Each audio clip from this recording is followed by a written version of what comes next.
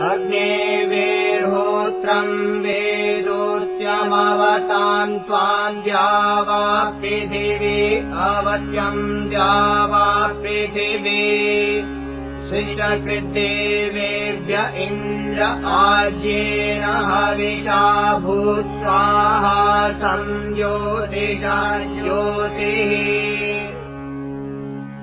मयेदमिन्द्र इन्द्रियम् दधात्वस्मान् रायो मघवानः सचन्ताम् अस्माकग्नो सन्त्वाशिषः सत्यानः सन्त्वाशिष उपहूता पृथिवी मातोपमाम् पृथिवी माता भयतामग्निराग्निध्रा स्वाहा।